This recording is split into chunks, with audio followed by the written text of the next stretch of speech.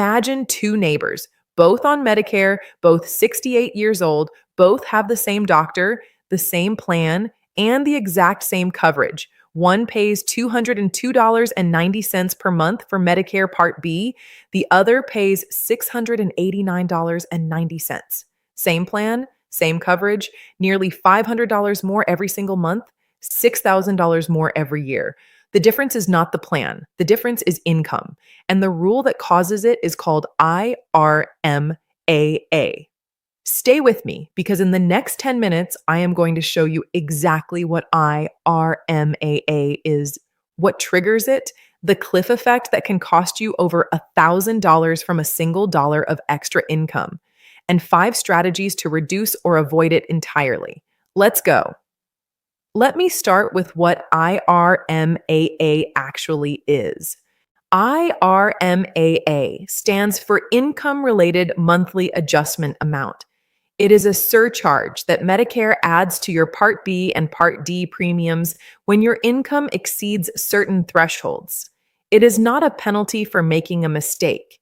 It is a tiered pricing structure applied automatically the moment your income crosses a threshold. Here is the critical thing to understand about how it works. IRMAA is based on your modified adjusted gross income from 2 years ago, not last year, not this year, 2 years ago. Your 2026 IRMAA is based on your 2024 tax return. The Social Security Administration obtains your income data directly from the IRS and applies the surcharge automatically. You do not submit anything. You simply receive a letter. And here is why that 2-year look back matters so much. By the time you get the IRMAA notice, the income that caused it is already history. A large IRA withdrawal in 2024, a Roth conversion, a property sale, a year of higher than usual investment income, all of these can trigger a surcharge in 2026 that you cannot undo by the time you find out about it. This is why planning ahead, specifically for the income year 2 years before your Medicare years, is the entire strategy. Now, let me walk you through the 2026 thresholds and all 5 tiers. The standard Part B premium in 2026 is $202.90 per month. If your MAGI stays below $109,000 as a single filer, or below $218,000 as a married couple filing jointly, you pay only the standard premium, no surcharge at all. Once you cross those thresholds, the surcharge begins and it increases in 5 tiers. Tier 1 begins at $109,000 for single filers, or $218,000 for married couples. At Tier 1, your total Part B premium is $284.10 per month. That is $81.20 above the standard premium per person every month.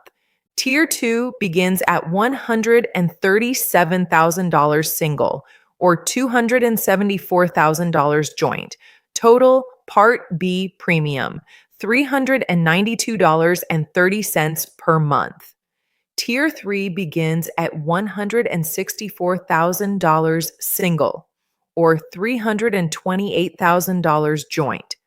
Total Part B premium, $500.50 per month. Tier 4 begins at $191,000 single, or $382,000 joint. Total Part B premium, $588.70 per month. Tier 5, the highest tier, begins at $500,000 single or $750,000 joint. Total Part B premium, $689.90 per month. For Part D, the surcharges range from $14.50 to $91 per month, added on top of whatever your prescription drug plan premium already costs. And here is something important to know about filing status. If you are married and file separate tax returns, and you lived with your spouse at any point during the year, the IRMAA rules are far harsher. Your surcharge begins at the Tier 4 level the moment your individual income exceeds $109,000. This is one of the most expensive filing situations in the entire Medicare system for retirees. Now, let me explain the cliff effect, because this is the part that catches most people completely off guard. IRMAA is not a gradual surcharge, it is a cliff. The moment your income crosses any threshold by even $1, you owe the full surcharge for that entire tier, not a prorated amount, the entire tier. Here is what that means in dollars. If your MAGI as a married couple is $217,999, you pay the standard Part B premium. No IRMAA. If your MAGI is $218,000, exactly $1 more, you jump to Tier 1. For a couple where both spouses are on Medicare, that is an additional $2,297 per year in Medicare costs. From Tier 1 to Tier 2, the jump is another $3,475 per year for the couple. This is why IRMAA planning is not about avoiding the surcharge at all costs. It is about knowing exactly where the cliffs are and making deliberate decisions about whether crossing one is worth it for the financial move you are considering. Now, let me walk you through 5 income sources that trigger IRMAA unexpectedly. The first one is required minimum distributions. Every dollar you withdraw from a traditional IRA or 401k adds directly to your MAGI. For retirees who hit their RMD age, the forced withdrawals can push income above an IRMAA threshold they were comfortably below before. This is one of the primary reasons Roth conversions before RMDs begin are so valuable. Smaller traditional IRA balances mean smaller future RMDs mean lower future MAGI. The second surprise is a large Roth conversion in a single year. Roth conversions are taxable in the year they occur. A well-intentioned conversion that makes mathematical sense from a tax perspective can cross an IRMAA tier and trigger premium surcharges 2 years later. The fix is to spread conversions across multiple years, staying deliberately below each threshold rather than doing one large conversion. The third is capital gains from selling a home or investment property. A large one-time capital gain can spike your MAGI significantly in a single year, and that income carries forward into your IRMAA determination 2 years later. Planning the timing of major asset sales and structuring them to stay within or below IRMAA thresholds can save thousands in future Medicare costs. The fourth is mutual fund capital gains distributions. Even if you did not sell anything yourself, taxable capital gain distributions from mutual funds you hold in a taxable account add to your MAGI.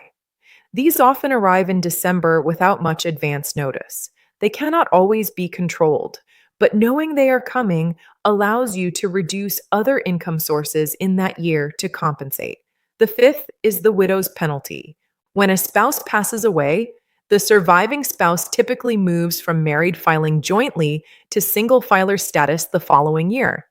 The IRMAA thresholds for single filers are roughly half those of joint filers. A surviving spouse whose joint income was comfortably below the $218,000 joint threshold may find their individual income pushing well above the $109,000 single threshold, triggering IRMAA in subsequent years through no action of their own. Now, here is something most retirees do not know, and it can save you real money. If your income drops significantly after the year the SSA used to calculate your IRMAA, you can appeal the determination using a process the SSA calls a life-changing event request. You file Form SSA-44. Qualifying life-changing events include retirement, loss of income-producing property, divorce or annulment, a spouse's death, reduction in hours worked, and loss of pension income. Here is why this matters. If you retired in 2025 and your 2024 tax return showed a full year of employment income, the SSA will initially use that higher 2024 income to set your 2026 IRMAA, but you can file Form SSA-44 with documentation of your 2025 income, and the SSA can substitute that lower income for the determination. The approval rate for legitimate life-changing events is high, and yet most retirees never file because they do not know the option exists. Now, let me give you 5 strategies to reduce or avoid IRMAA going forward. The most direct approach is to manage your MAGI deliberately in the year 2 years before it matters. Your 2028 Medicare premiums will be based on your 2026 income. Every financial decision you make in 2026, every IRA withdrawal, every Roth conversion, every capital gain realization affects what you pay for Medicare starting in 2028. Build IRMAA thresholds into your income planning calendar right now. The second strategy is to stagger Roth conversions across multiple years. Rather than one large conversion that crosses a tier, spread the conversions across several years. Convert up to, but not over, each IRMAA threshold. You still move money to Roth. You still reduce future RMDs, but you do it without triggering the cliff. The third is to use Roth IRA withdrawals when possible. Qualified Roth withdrawals do not count in your MAGI. Every dollar you take from a Roth instead of a traditional IRA reduces your MAGI, which helps you stay below IRMAA thresholds. This is the same reason Roth accounts protect your Social Security from taxation, and it works the same way here. The fourth is to use qualified charitable distributions from your IRA. If you are age 70 and a half or older, you can transfer up to $111,000 directly from a traditional IRA to a qualified charity. That transfer satisfies your RMD and is never included in your MAGI. A QCD that replaces a regular IRA withdrawal keeps your MAGI lower and can help you stay below an IRMAA threshold you would otherwise cross. And the fifth is to use health savings account funds if you have them. HSA withdrawals for qualified medical expenses are not included in your MAGI. If you have an HSA from prior years, using it to cover Medicare premiums and out-of-pocket costs reduces the income you need to draw from taxable sources, which keeps MAGI lower and reduces IRMAA exposure. Let me leave you with the most important takeaway from this video. IRMAA is not something that happens to careless retirees. It happens to retirees who made reasonable financial decisions without knowing the 2-year look back was quietly calculating what those decisions would cost them in Medicare premiums. The antidote is simple. Know your MAGI. Know the thresholds. Know which year's income is being used to calculate your current premiums. And plan your income for the year that matters, which is always 2 years before the premium year you are trying to manage. If this video helped you understand something about Medicare costs you did not know before, please share it with someone who needs it. Subscribe if you haven't already, and I will see you in the next video. Stay safe and stay protected.